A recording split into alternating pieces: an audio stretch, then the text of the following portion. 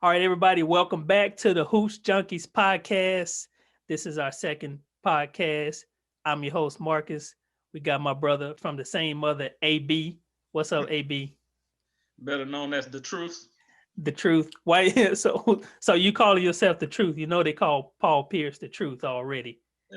Man, ain't nothing came out of Paul Pierce's mouth that's been the truth since he crapped on himself in the game and had them wheel him out of there.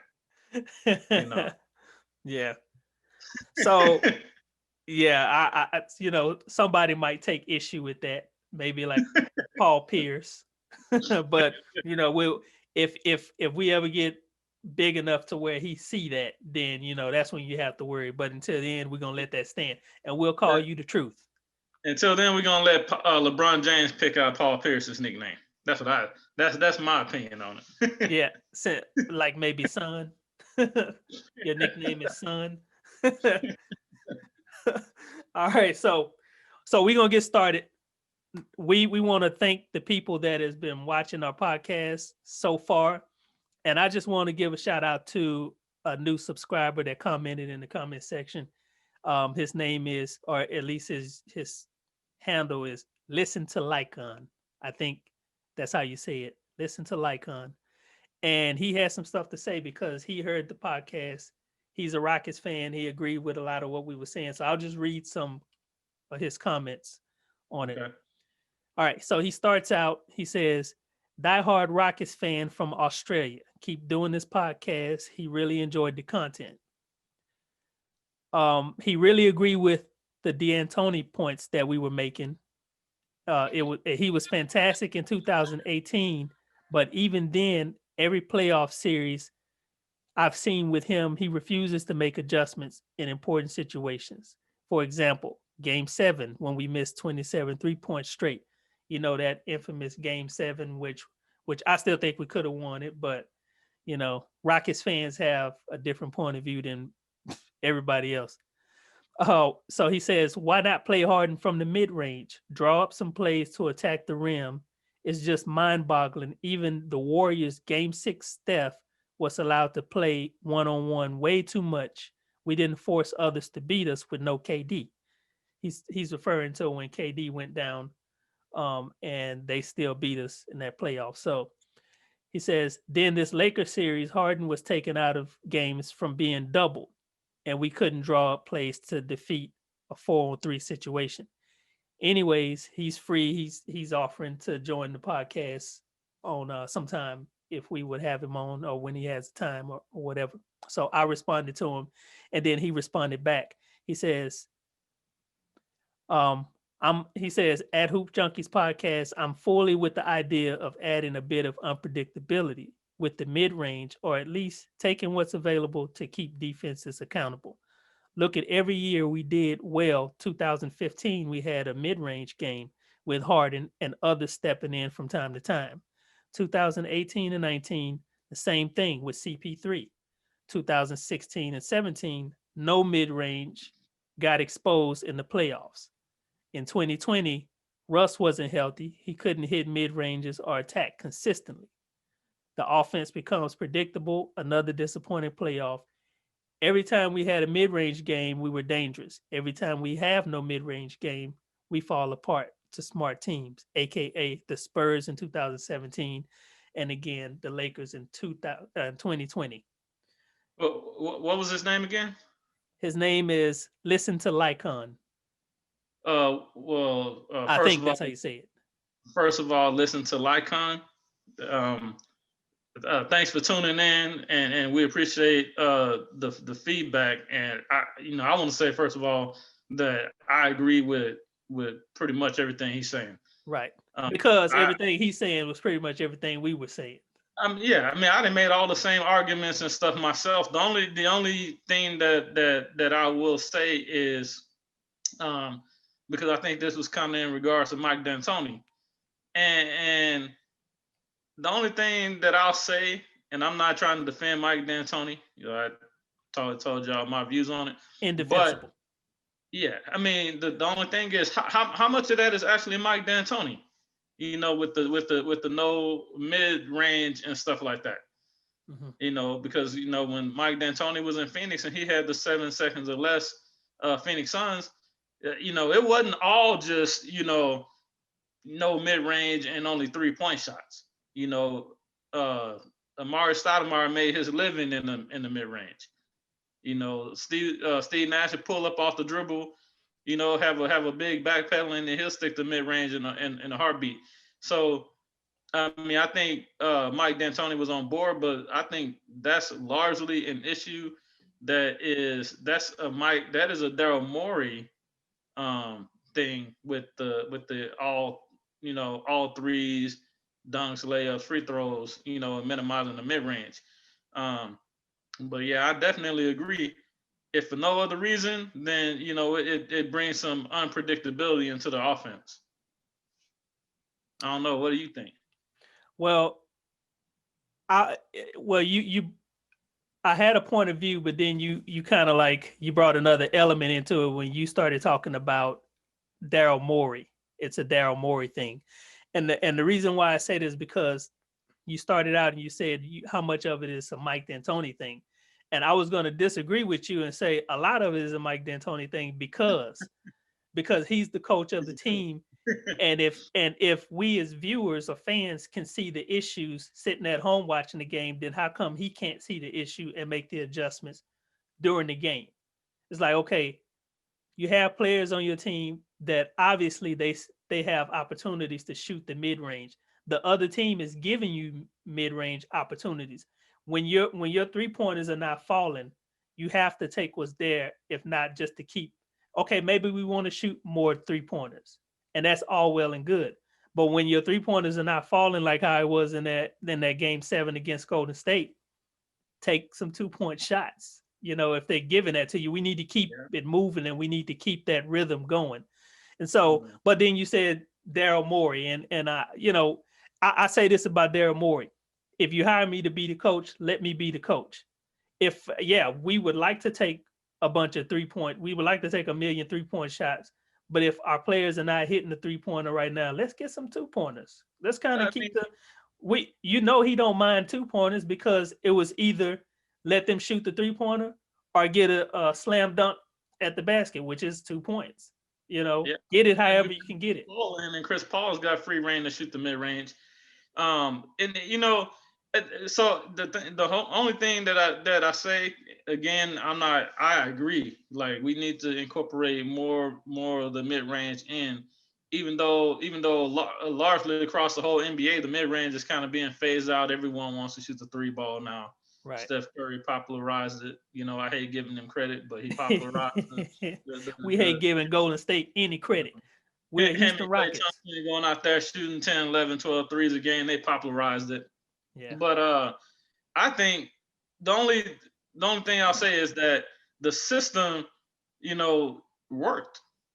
In 2018, we keep going back to how great that team was and how successful they were. That system got you, 65 wins. Gentlemen sweep the first and second round, and then you're up 3-2 against the Warriors, in the conference finals before Chris Paul gets hurt. So it's hard to argue that the system is not working. There's enough proof there to say that the system worked. My only pushback on it is, when it gets to the point where teams are selling out to stop you from shooting the threes, and they're selling out to stop the lob and try to stop you at the basket. The open shot is the mid-range shot. Right. And to me, I've always grown up with the thought that the open shot is the best shot. What I'm saying? If I can get a wide open 3 with no one contesting me and you're capable of making the 3, shoot the wide open 3. And now, if you can't make the shot, then that's a whole nother story. But I mean, James Harden, Eric Gordon, Russell Westbrook, Daniel House, regardless who it was. Hey, then when we played the Oklahoma City game, something that stood out to me about it was in that game 7, the biggest shot that was made, it was a PJ Tucker mid-range floater. It was. How many times have we seen PJ Tucker make this shot? That's a perfect example of taking what's given to you, especially when you need it. when you Yeah. need. I mean, I think we had gone cold for a little bit before he made that shot, and it was critical because normally they would have sold out and just settled for that 3-point shot. You So they know, did. That's what they did. I mean, the Thunder sold out all the way, ran as hard as they can at PJ because you're not expecting PJ to put the ball on the ground and do anything with it. Once he puts the ball on the ground, there's normally going to be a pass after that, or he'll go all the way in and try to take a layup. He took that floater. I mean, I watch almost every Rockets game. You can count on two hands how many times you've seen him take a floater. And normally when he does take it, it's in the lane. it is Not outside the lane. especially from the side angle where he actually took it from the side. That's a tough shot. And then on the flip side, you had the exact opposite play out when James Harden blocked Dort's shot. Mm-hmm. You know, had Dort thought about it, James Harden is running as hard as he can to contest the shot. If Dort pump fakes and steps in, he's got a wide open uncontested mid-ranger too. Yeah. So it goes both ways. Yeah, he does. He does. I think where I end up falling on it is that, you know, for over the long haul, over the longer period that you're looking at, you know, the threes does win out. Threes win out over twos. The math is in your favor. I understand the math where, you know, you got to shoot 33% on your threes to equal 50% of your you know, as a 2-point shot. Mm-hmm. But bottom line is you got to be actually hitting the 3-pointers. The math works out, and there was some times where they went cold, and we needed. 33% ain't asking a lot. But what I'll say is that as the game gets closer, you know, you get towards the end of the game, that math advantage is not as important as just keeping the scoreboard moving. Right. So yeah, a 3 might be worth more than 2, but I'm in the last 5 minutes of the game, just score. You know, which you just made my point for me.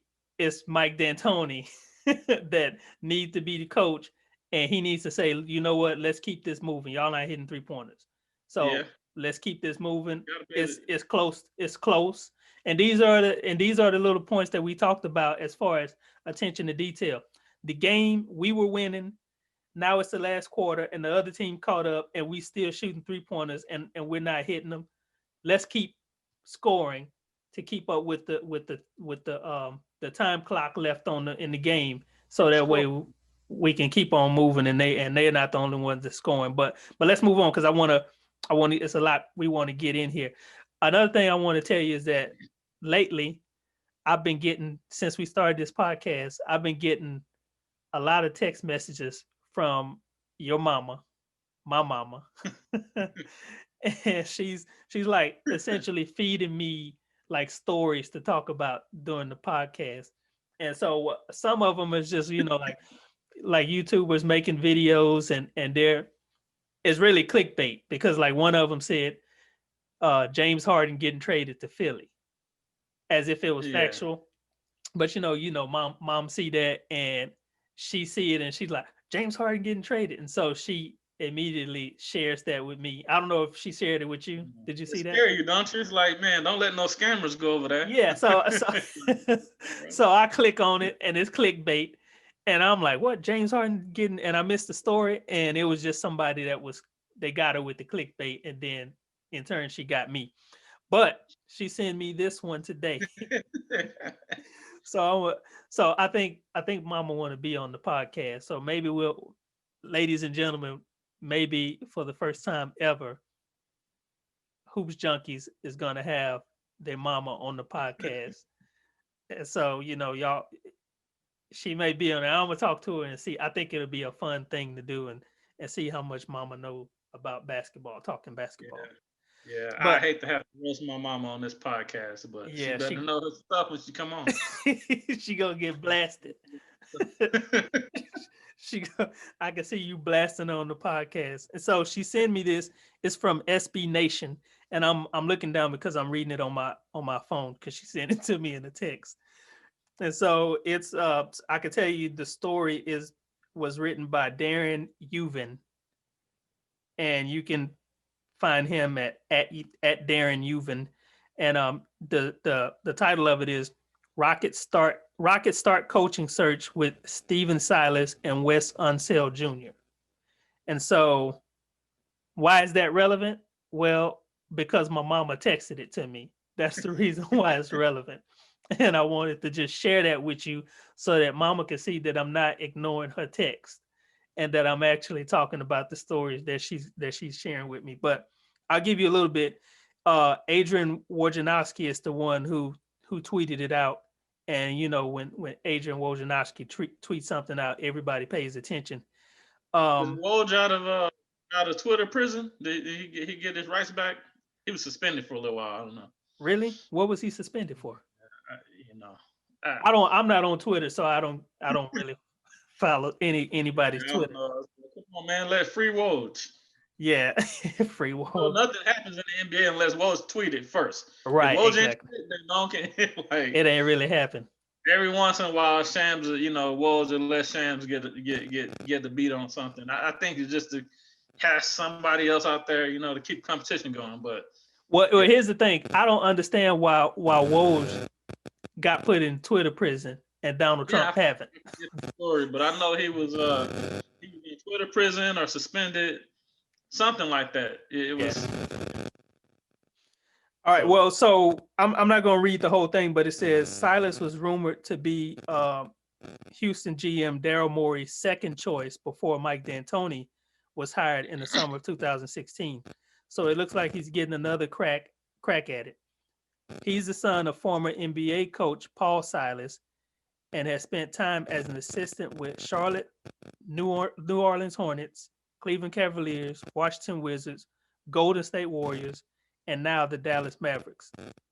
So, I mean, I don't know. I don't really know a lot about the coaches themselves. I pay more attention to the teams and the players on the team and stuff like that. Mm-hmm. And to me, a lot of times the coaches are not the big story. It's what's going on with the players. But I don't know. The guy sounds like he has a lot of experience going from coaching all of these different teams, like being the assistant coach. Do you have any take on that? Well, I'm kind of like you. I think anytime you start speculating on coaches, especially an assistant coach, only thing you really can go off of is what you see from the team performance. So, if they are saying that he is the offensive coordinator. I know when we had in 2008, we signed Mike D'Antoni, we paired him up with Jeff Bzdelik. Mm-hmm. And it was known that Jeff Bzdelik, you're there to coach the defense. Right. You're there to we know Mike D'Antoni can coach offense. You go coach defense, and it made it work. So then from that standpoint, you're looking at it, and it's like, okay, this dude, this guy, he knows defense. He can coach this part up. He also has some head coaching experience. So, in the event he needs to step in for a short period of time, you feel kind of confident with that. Also, I'll give this to Steven Silas is that, he grew up around the game. His dad played, his dad coached, and then, being around the Golden State Warriors, being around the Dallas Mavericks, you're around a good coach and you're around a good culture and stuff like that. And, he was almost the choice, before Mike D'Antoni got hired. So, I mean, it makes sense that you would go back, back there again and revisit it. But, I mean, thinking that I know how it would turn out, no, I don't know. I'm expecting that he's been around the game long enough, so he'll command some respect from the players. He's probably got some good relationships in the league, and that, in the league, that relationships go a long way.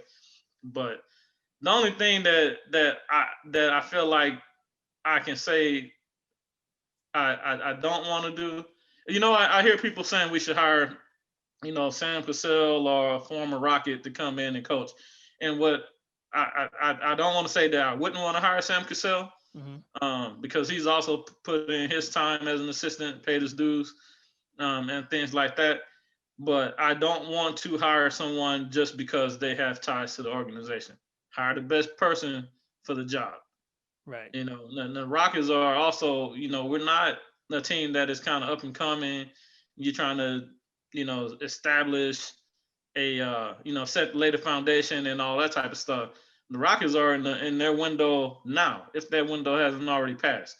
So you need a coach that's going to hit the ground running, get results, instant results, and put them in position to win a championship now.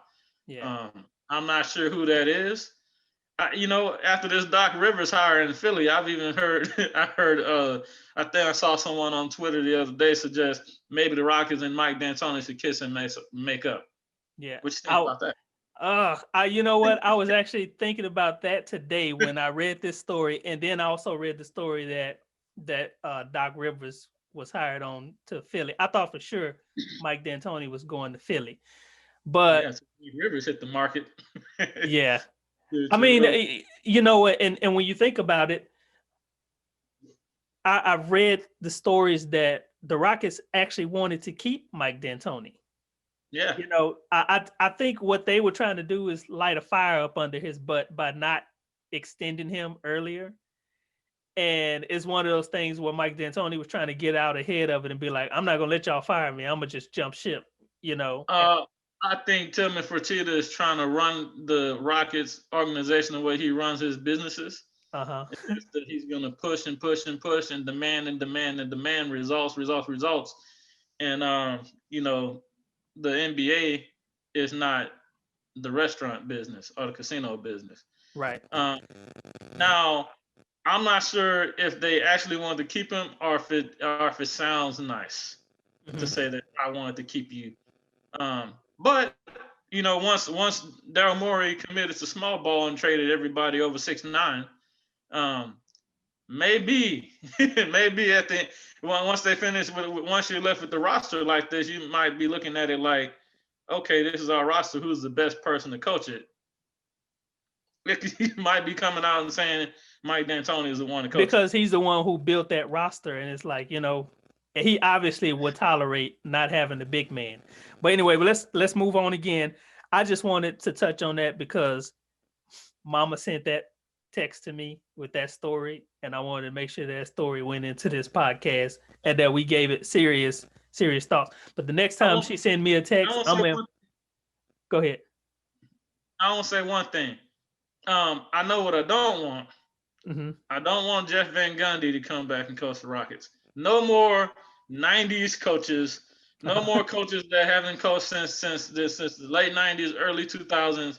The game has changed. Because they're going to try to bring back these big old bulky centers like Shaq, and they can't keep up. Jeff, you want to come? Jeff wants to come and get back in coaching. Get on the assistant. Be a lead assistant. Be a defensive coordinator. Do what you do. Even defenses have changed. So, like, I like Jeff Van Gundy as an announcer. I'll say that. Yeah. Let's let him stick to announcing. Now, I wouldn't mind Mark Jackson. I wouldn't mind Mark Jackson being the coach. I don't consider him a retread though. I think he laid the foundation in Golden State, turned them around real quick, and then again it comes down to relationships.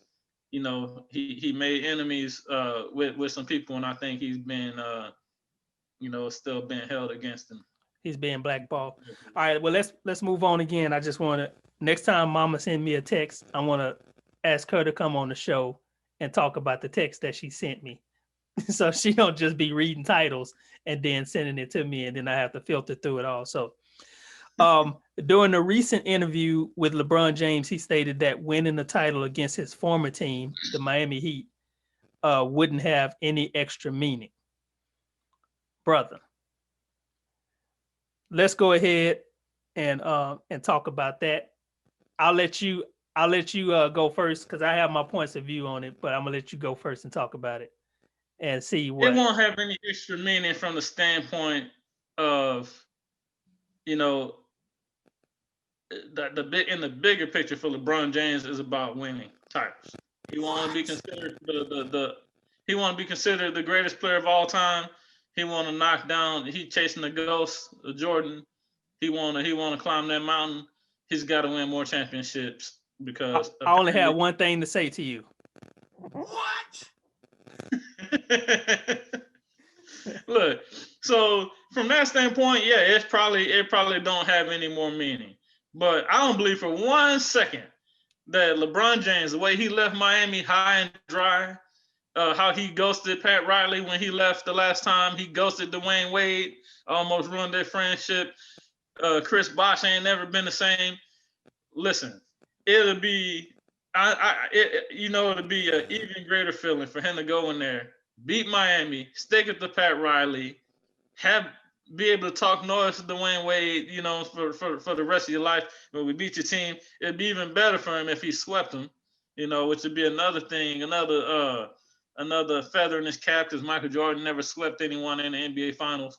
So no, I don't believe for 1 second that LeBron James is not looking at this finals against Miami as a chance to just get back at Pat Riley, Miami, stick it to him and say, hey, I made the right decision. I left y'all. Look at what I've done since I left. Look at y'all. Yeah. So from my standpoint, I agree with that, what you said, but then also I think it goes a little bit deeper than that. What happens whenever someone leaves a team and then they come back to play against that team? Yeah, later on. They want to kill him. All right. So now you might say, okay, well, LeBron James has been gone away from the Miami Heat for some time now. That I need to kill this team every time I play them. It's kind of worn off a little bit. But that's during the regular season. If that's important for them during the regular season, how important would it be for them to play for the very first time against this team in a championship to be able to do that? I think it's a statement. And I don't believe LeBron James for a second that he don't care much about, or it don't mean much to him about beating Miami Heat. Another thing I think LeBron James is attempting to downplay the significance of it is he definitely knows that his teammates are feeling the pressure that to help him be able to beat his former team that he won a few championships with. And so he's kind of like trying to take that pressure off his teammate. This is not a knock on LeBron James. This is like an ultimate leadership move to make sure that your team don't feel that much pressure going into a championship series. Another thing he's trying to do is pretty much keep Butler docile. You know what I'm saying? If I go in and you ask me that question and I say, yeah, it's very important. This is the biggest game of my life. I want to make sure that we go in there and we destroy Jimmy Butler. You know what that's going to do for Jimmy Butler? Yeah, it's going to hype him up. It's going to hype him up, and it's going to make him realize that. And you don't need much to hype. Well, hold on. You don't need much to hype Jimmy Butler up anyway. Yeah, he don't need nothing to hype him up. You definitely don't want to give him no added fuel to the fire to make him even that much more like, okay, if LeBron James see this as a really big deal, then, how big of a deal is it? And it's kind of one of the things to where it's like, it's strategy. It's strategy. Yeah. I think this series, the final series, is not about Jimmy Butler. I thought that the keys to the series is going to be more Bam Adebayo and how much of a problem he could be. Switching on to LeBron, meeting LeBron at how much of a problem can he give LeBron and Anthony Davis, right? And to this point, it hadn't been much of an issue. Granted, he got injured, in the first game, didn't play the second game. Yeah. But I think Bam Adebayo and then even like Tyler Hero, I think those were bigger things. But I'll put it like this, you married, I'm married, we've been married for a long time, but we all have exes. Sorry, ladies, we off the market. I hate to break it to y'all, but I got snatched up like almost 20 years ago. Yeah. Been off the market. My wife is a lucky woman. That's all I'm gonna say. Yeah. but anyway, go ahead with your point before we get in trouble. But we all have exes, and if you come across your ex, you want your ex to see you looking good, doing good. Exactly. Y'all see this exes? Y'all see that? You see the tight fade? Yeah, go ahead. Well, I'm sorry. I keep getting distracted. A tight fade, but I keep distracting myself. My barbershop is on quarantine right now. Just the Rona got everybody on quarantine. But no, like you go back and playing against your old team, that you won what you had success with, but in the end it didn't work out the way you wanted to. When you come back across them, just like when you come back across your ex, then you want them to see you doing good, looking good. So from that standpoint, yeah, I'm not buying it when LeBron says that it doesn't mean anything extra to play against them. Not buying it, dude. And yeah, definitely. You said earlier that it's not about Jimmy Butler. Jimmy Butler is the heart and soul of that team. Yeah. But Jimmy's going to give you what he give you all the time anyway. Yeah. Because like he play one way. Yeah, exactly. So, but we also know what Jimmy Butler can turn into once he's motivated to turn into that. And this the championship, and you be like, well, he shouldn't need extra motivation. But we also playing in the bubble too for the very first time for a championship series. And there's not many fans around. So you try to get as much motivation as you can get from anywhere that you can get it from. Definitely LeBron James is not being completely honest when he say that this is beating this team. It's not a big beating any team at this point for LeBron James is important because we still know that he's trying to chase that black cat, Michael Jordan. And so you can't afford from this point on, if you want to be considered the greatest, to not bring it to anybody that steps in front of you and annihilate them. And we know that by how he's playing. Look at how he's playing. He straight got the ball and turned it into a fullback going toward the basket, Well, I mean, when the rules don't let anybody touch you, and he's 270 with a head of steam, 6'9" going at the rim, it's gonna be kind of hard to stop him. Yeah. So we were talking about earlier, the coaches for the teams, and there's so many different possibilities of what coach is going to go where, who's going to be head coaches, that we can't even really call it all. But who would you like to see become the new head coach of the Houston Rockets? That's a hard question because the sentimental answer would be Sam Cassel or someone like that. That's from the team, from the organization. But again, I don't know Sam Cassell's strengths and weaknesses. I know he was in Washington for a while when John Wall first got there. He helped coach him up. He's been in LA with Doc Rivers for a while, coaching up. So he coached up Chris Paul. He had a chance. We know that Sam Cassell has experience being around stars. And he's been a winner more than 2 times with the Rockets, and then with the Boston Celtics when they won it with the Big Three. So as a point guard, as a point guard who's played in big moments, had the ball in his hands, played on great teams, like all that is in his favor. Coach, with some really good teams, been underneath the really great coach and Doc Rivers.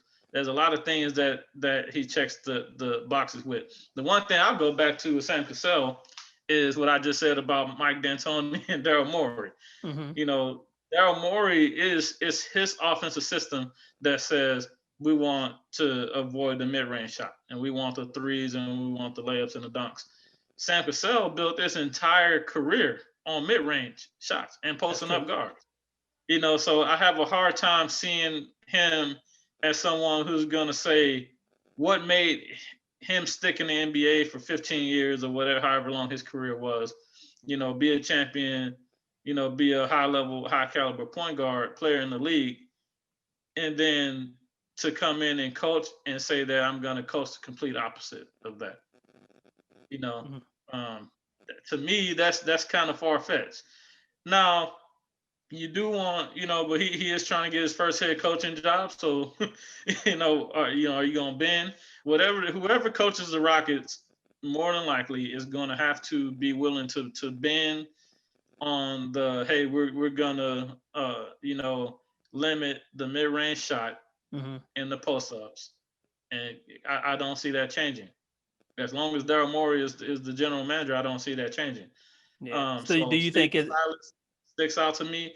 But I kind of think that they're gonna have to have a, I don't think that I'll be surprised if they come up with a coach that's been a head coach before. Okay. I think it's gonna be an assistant coach that's trying to get their first opportunity that has been coaching and is adapted to the modern game of basketball, which is not posting up, limiting your mid-range shots and stuff like that. But the only thing I hope is that it's someone that's willing to say, look, we're gonna play it that way. We're gonna seek out the threes, but when the game is on the line, James Harden, you got a deadly mid-range jumper, go shoot your mid-range jumper. Right. If you have a deadly post-up mid-post shot, go take the mid-post shot. Or get to the basket. Get to the basket. Or get to the basket. Yeah. But that's what the situation calls for. The problem with getting to the basket late in games is the referees tend to swallow the whistle. That's the reason why you see all these players, try to winning with a jumper, because they know that if they go to the basket, the referees don't want to decide a game on a foul at the end of the game. So a lot of contact, can happen. Now let's move on.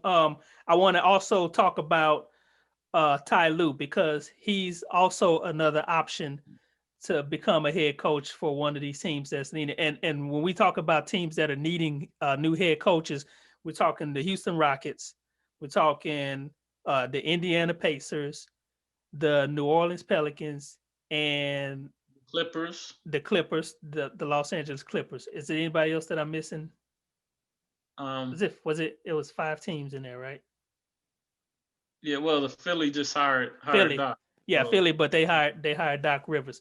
And so Ty Lue is one of those options for one of those teams. How much, because I think right now, underneath Coach D'Antoni, that Tyronn Lue is probably one of the more coveted options out there, right, for a team because of his championship experience. And he's actually had championship experience, and Mike D'Antoni hadn't had championship experience.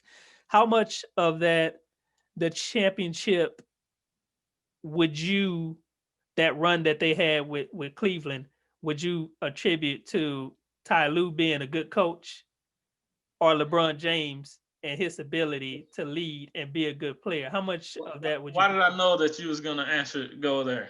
I mean, because it's one of those things. It's like, yeah, he's been part of a championship team, but is it him or is it the players? So he had to come up with a style of play, at least defensively. I don't think what they did offensively was all that creative. It's what the Rockets have been doing, right? We're gonna switch. So with Cleveland, what was that style? Like, yeah. I know what Mike D'Antoni's style and what he's gonna bring to the game. I don't really know what Tyronn Lue's signature style of coaching is, besides give the ball to LeBron James and get the heck out of his way. Hey, man, quit stealing all my thunder. Quit stealing my talking points. That is the style. You want me to be 100%? I'm gonna keep it real. Give the ball to LeBron James. Give the ball to Kyrie Irving. Get out the way. Yeah. That's so the last time I seen Ty Lue on the sidelines, he was being forced to take a 2-week hiatus because he was overstressed from coaching LeBron James. He was feeling the pressure of making sure LeBron James won too. Making sure LeBron James win. And I was like, that's not a good look, man. Like, I don't need what did Shaq say that Stan Van Gundy was the master of panic?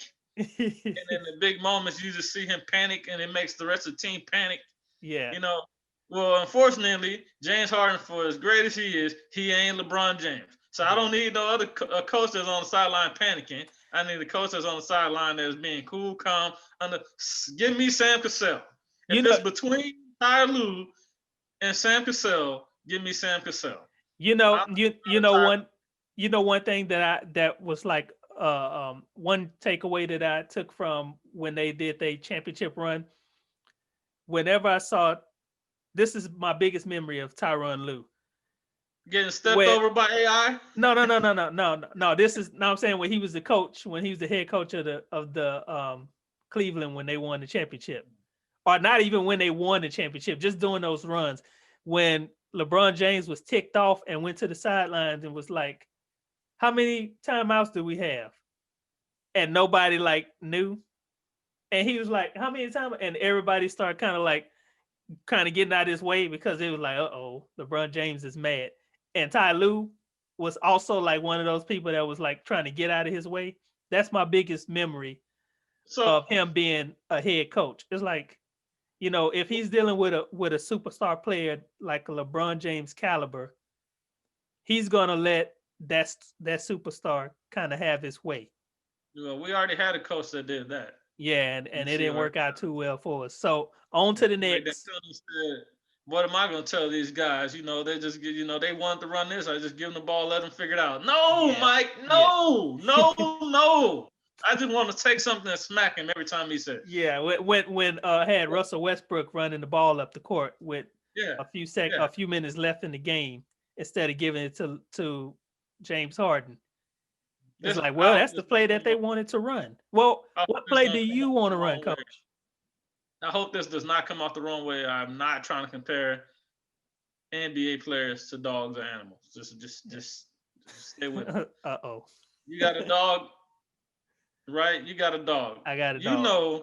You walk outside, if you got a dog who can walk next to you without that leash, or if you got a dog that as soon as someone comes that's going to distract it, or another dog walk by, if that dog is going to take off, and you got to know your players. Yeah. That's what I'm trying to say. Yeah. Mike D'Antoni. Russell Westbrook been in the league for how long now?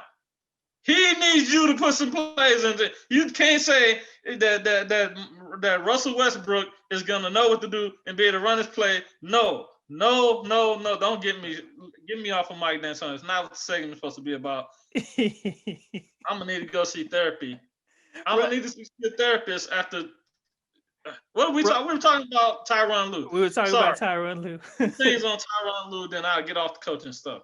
Well, hold on. Let me say, Russell Westbrook, the only thing that he knows is get the ball and sprint down court. He goes to the basket. Yeah, to the basket. If they cut me off, then I'll find a pass. While I'm in midair, I'll find out what to do with it. But until then, all I know is I'm running toward the basket. So why my head coach? I don't know. Mike D'Antoni getting up in age. I think he said he think Tillman was trying to use his age against him, but apparently the game was moving faster than his brain can keep up now because he won't make an adjustment. I can see that. I say this about Ty Lue. Every time I see Ty Lue,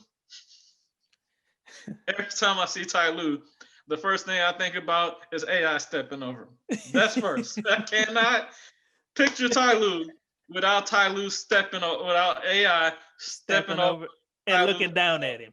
It has got to be the most disrespectful play. It's one of.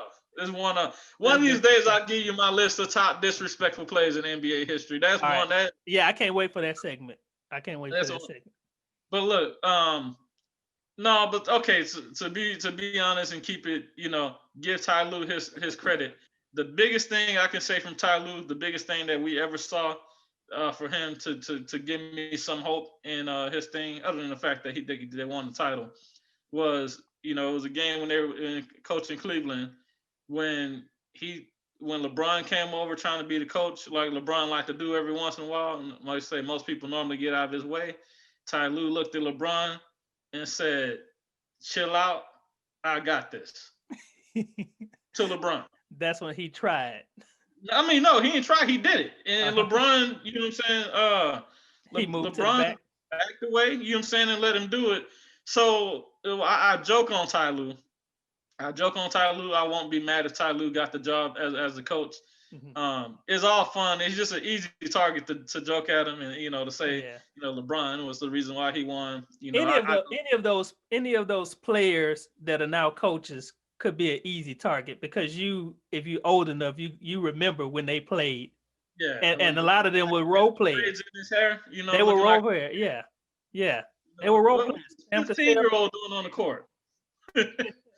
That's what Tyler looked like. Sam Cassel, a role player. Tyronn Lue, a role player. Steve Kerr, a role player. Scotty Brooks, a role player.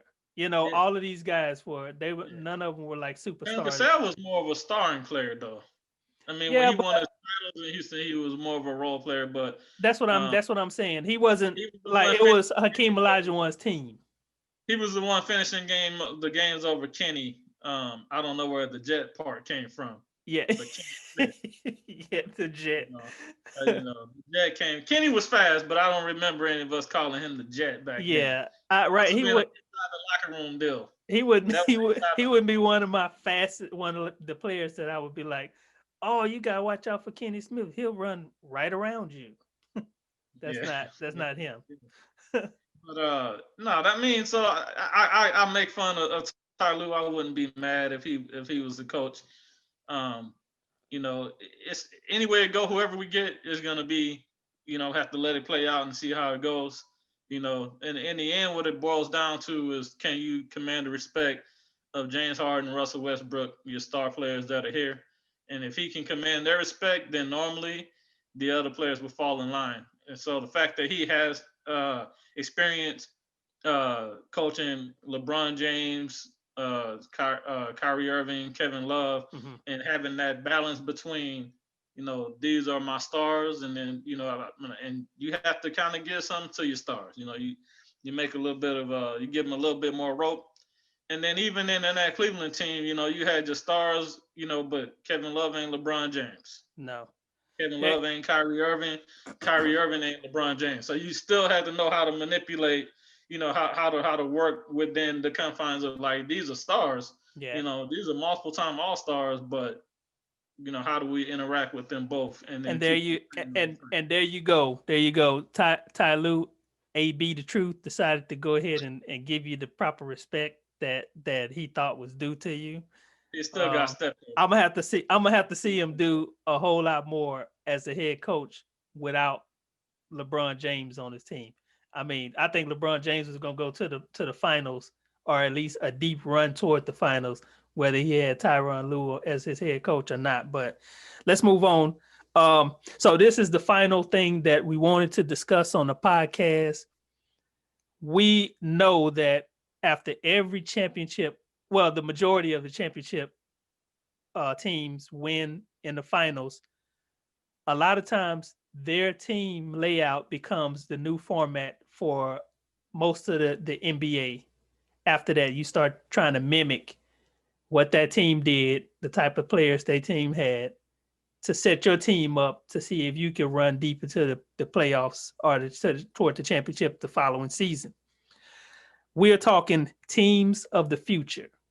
All right. So what would be your team of the future, or which team do you think would be the model to build your team of the future after during the next season? So, I mean, if you're asking me how my team how I would model my team, and I've been saying this for at least a good 7 years now, maybe 10 years. I think the Rockets were on to something. Golden State Warriors were on to something, and it's starting to catch on with the positionless basketball, right? Mm-hmm. So when we're talking positionless basketball, it is not necessarily saying that you don't need size and you don't need someone that can play in the middle, someone that can run the offense. All that stuff is still important, but you need, in my opinion, the way that I would build a basketball team is I want a lot of players that are, not short, but not just, I'm not just 7 feet tall and I'm out here on the court because I'm 7 feet, right? I think the ideal range that you're looking at is 6'6", 6'7", to like 6'9", 6'10". So you're saying that this year's Rockets team is on to something, and that's well, no, this year's Rockets teams took it to an extreme that bordered on stupid. So I said 6'6", 6'7", and the tallest Rocket was 6'5". So there's always a place for James Harden. He's 6'5". He's a superstar. He makes the cut. But and then you can have a guard, that's 6'3", 6. But as many 6'6", 6'7", 6'8", 6'9", 6'10" tweeners as you can find that can play, I mean, I'm trying to capture them all. I want them all. You know, that way what you're doing is you're not giving up size. You know, it's not that big a difference. But when you look at the way basketball has been played forever, right? Normally you got your shooting guard, small forward, power forward, center. Well, the small forwards and your power forwards are normally somewhere in the range of 6'7" and 6'10". Probably 6'7" to 6'9" is your sweet spot for your small forward. In today's NBA, if you're 6'7", 6'8", you're normally playing power forward. You know, that's kind of, you know, but what I'm gonna trade off the size. I mean, just pure size for the skill and the ability to move. You know, on the perimeter. You know, guard the post at least for a little bit. You got to be able to hold up for a little bit until help can get there. Yeah. Right. All right. Teams are de-emphasizing the post-up game anyway. So that's kind of where I would want to go for that. And when we have more time, I can elaborate more on it. But it's a copycat league. And for what it looks like is the Lakers are about to win the championship. And the Lakers were the kind of the opposite. All right. Everyone was getting smaller. The Rockets played them small. You know, Denver tried to play them big because their best player is 7 feet, you know, so they're going to stay big. But Miami went small. And the Lakers is like, well, we're going to throw out, you know, LeBron at small forward. He's 6'9", AD 6'10", 6'11" at power. LeBron at point guard. Yeah, you know, even, you know, whatever. LeBron is playing every position, you know. And then even still, when they go with KCP and Danny Green, you know, those guys are 6'5", 6'6". So they're not a small team ever, you know. I think that it's more a testament to LeBron James' greatness than anything. That's what makes it work. Anthony Davis might put up numbers all he wanted to, but if you took LeBron off that team, you know, they'd probably be a first-round exit. Bro, all right, AB, the truth. Let me tell you the truth. I'm a not beat around the bush with this, and I'm going to go ahead and say it. The team of the future actually is an example of the team from the past, the 2018 Houston Rockets. And let me be more specific. We're talking the team of the future being a team with not one but 2 point guards, just like James Harden and Chris Paul were dueling point guards that nobody thought would work. And look no further than the last podcast when you said that team was one of the best teams in NBA history, the 2018 Rockets, because of what they can do. They had 2 floor generals on the court at all times, able to make the right decision with the ball. Those 2 floor generals were able to pick you apart from inside in the paint. They were able to make the right pass at all times, and they were a constant threat from the 3-point line. I would go with 2, 3, and D guys. For example, Trevor Ariza and Luke Mbamute. As far as being your players on the outside, that they're not on the court for nothing. They can get you buckets, but they can also defend real hard as well. And then you have a center that was similar to Clint Capella, preferably a center that can get his own shot and don't need the constant assists in order to be relevant as far as putting the ball in the bucket. But you want somebody that's a rim protector, but that's also mobile enough to be able to defend, and they don't have an ego like Dwight Howard had. It's like, hey, I'm a big man, pass me the ball down low, and if you don't constantly feed me, I'm not going to be happy. You want somebody with the temperament of a PJ Tucker that, hey, I don't care if I score, I just want to do my part, you know, but you want them to be able to also be a good rim protector. And that's what we were missing. We had a little bit of that with Robert Covington, but not on the level of what Clint Capella brought to the team. So I think that team was the team of the future. And if you can build something similar to that, then you'll be in good shape going forward. The problem with that is James Harden and Chris Paul don't fall off of trees, or they don't grow on trees. No, they don't. But you can get something akin to James Harden and Chris Paul. You know who has something similar to that? And I just finished. I kill them all the time. The Portland Trailblazers. Trailblazers. Yep. And that's what I was thinking. The problem is they don't play defense. Mm-hmm. They're not good defensively. And which is why you need your 2, 3, and D guys. Yeah, so you need your 2, 3, and D guys. And they traded them. It's so funny. Yeah. They traded them and brought in Melo. Yeah. Trevor Ariza is long in the 2, so he 20 minutes at best, but he should be playing. Mm-hmm. But it's not too many teams that's got that set up. It's funny because the Lakers actually have it because Rondo and Rondo's hitting threes in the playoffs. Playoff Rondo is a thing apparently. Yeah. And, LeBron. But we need somebody that's gonna be consistent. I like playoff Rondo, but I don't like you not bringing. If I'm paying you that much money, I want you bringing it every time you step on the court. No money. He making it. And he making $1 million.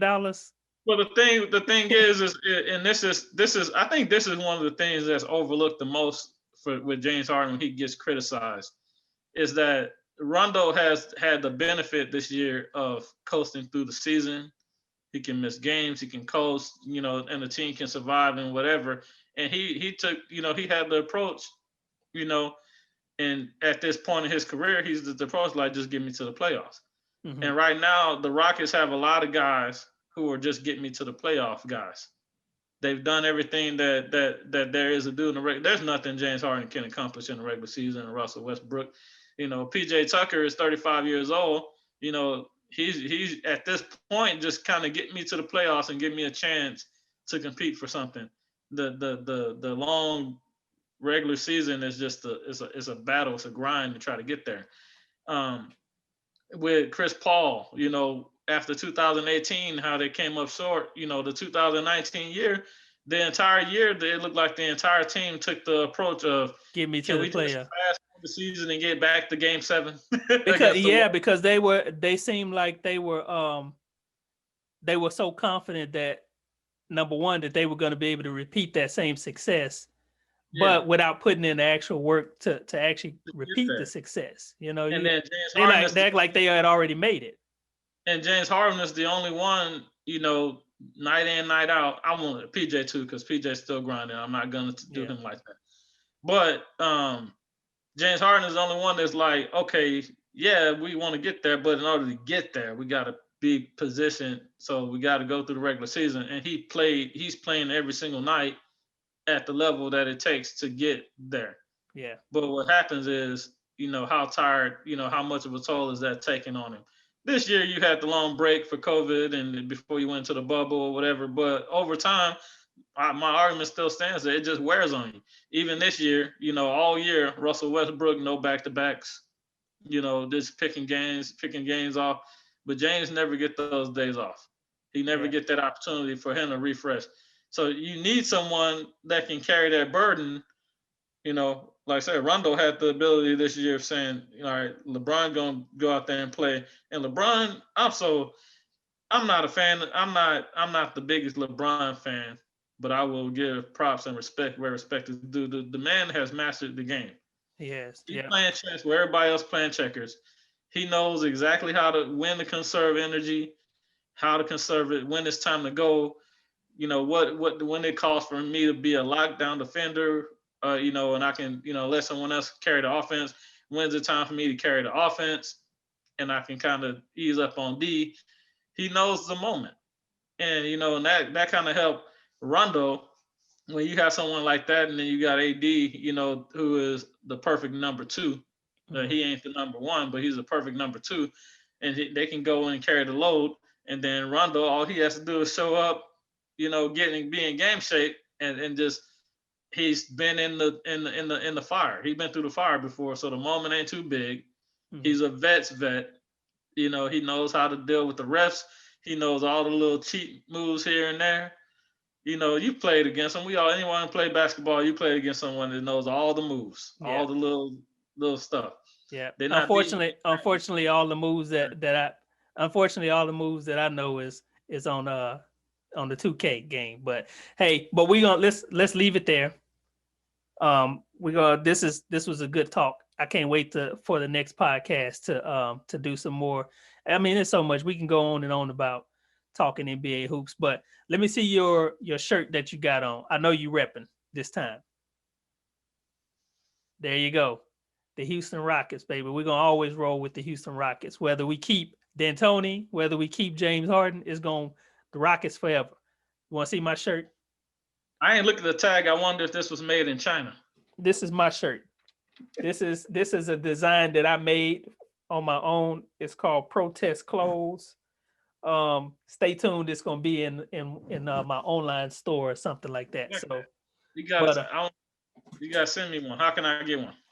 It's gonna be in my online store. I'm in the process of doing a couple of different t-shirt designs and setting up an online store so that I can sell them.